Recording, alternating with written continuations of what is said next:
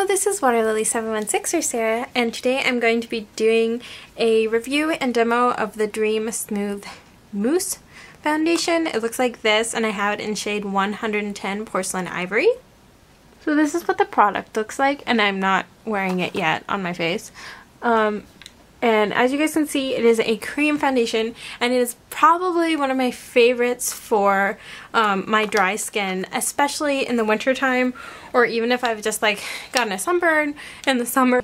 It's just one of my favorites, so I wanted to do like a full review on this, and I'll come back throughout the day and show you guys how it's performing throughout the day. And it's pretty humid outside today, and like wet and rainy, so well, I'm just going to basically see if I can use this during the summer, because I've heard from some other YouTubers' videos I've watched that you can use this in the summer months and that it like stays on pretty well, even works on like oily skin types. Samage really likes this foundation, I think. So yeah, I just wanted to test it out.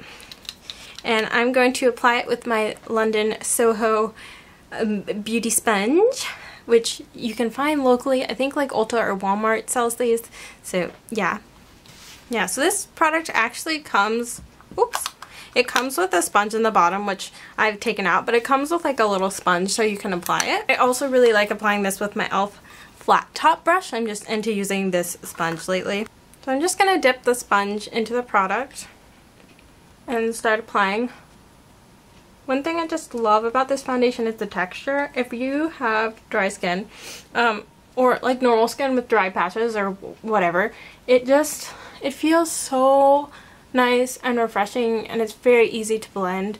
If you have like dry flaky patches on your skin, it's not gonna like cover them in the best way, of course, but it also doesn't exacerbate them like some foundations would tend to do. And yeah, it blends really easily. And this foundation has never broken me out. It's just one of my favorites. I also really like the Maybelline Dream Liquid Mousse Foundation.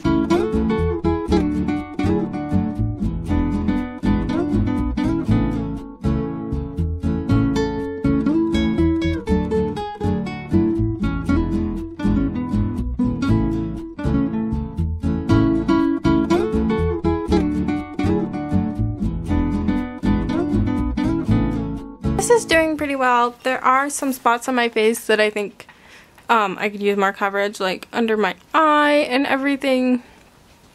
But I'm going to put concealer on that like I do every single day. I have pretty bad under eye circles most of the time, but my skin looks pretty good. I'm not sure if you guys can see. Let me move you back from the lights this way.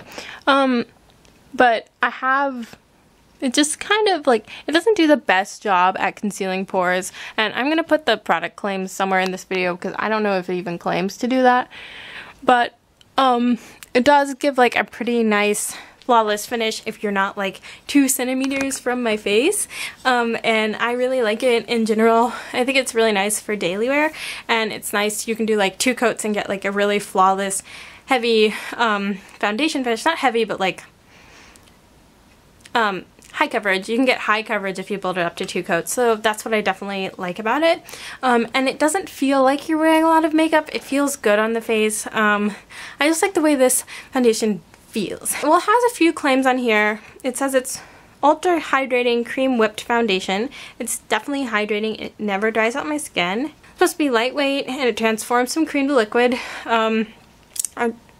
Yeah, whatever. Flawless natural coverage provides a smooth finish. Pretty good coverage. Not like super amazing, but you know, I like the finish that it gives me, obviously because I've been using it for a while. But I just applied Hard Candy Glamouflage Concealer in Ultralight, and then I have to set that, so I set it with Maybelline Dream Matte Powder in Sand Medium 01. With my flat top kabuki, and then that makes everything look a little cakey, which I don't like, so I put this setting spray on top, so it's definitely going to increase the longevity of the foundation. And I used my Urban Decay All Nighter setting spray, which, yeah, it's a pretty good setting spray. Getting like an ugly shadow too. Okay, there we go. So yeah, this is the Urban Decay setting spray. So that is basically what I've done just to get rid of any cakiness and stuff. So I will actually come back now in a couple hours and show you guys what the makeup looks like as the day goes on. Hey guys, so it's like 7:15 right now. I think I recorded the first bit of this foundation review at 4.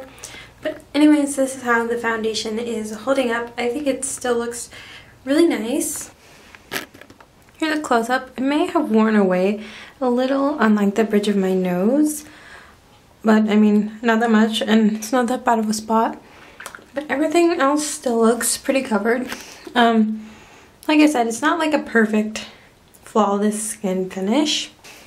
Like I can kind of tell there's makeup there, but I think it still looks pretty good.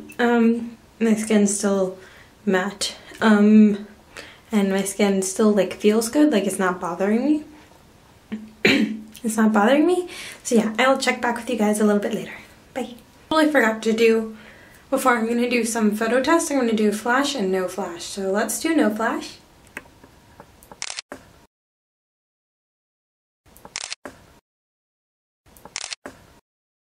I think both flash and no flash look really good. I don't see like a wet cast in photography. And I've used this on like multiple occasions, like I've said before, for like special events. And I think it photographs pretty well, and I like to film with it on.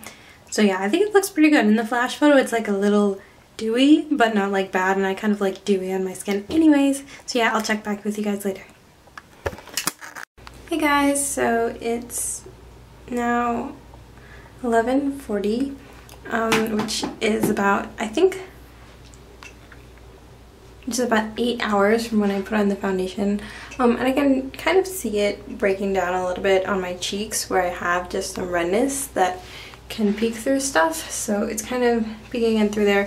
But other than that, it still looks good. It looks pretty matte to me. It just seems to have rubbed off a little bit in some areas. So not super amazing, but I don't think it looks bad, which is good. Like, it didn't like degrade in a bad way. It's just like kind of peeking through, and at this point, if like I was having this long of a day, I would need to powder or something to keep my skin looking perfect. But yeah, I still like this foundation. It's definitely one of my favorites. I think it was still looking pretty good before I went out to see a movie, which was about 3 hours ago at 7, which was at about 8. So I guess it's lasting for like 4 or 5 hours without touch-ups, which I think is pretty good. And I didn't put like a ton of layers of foundation on, so maybe it lasts longer if you put a little bit more on. But anyways, this is my complete review of the Maybelline Dream Smooth Cream Foundation. I hope you guys liked the video, and I'll talk to you guys later. Bye!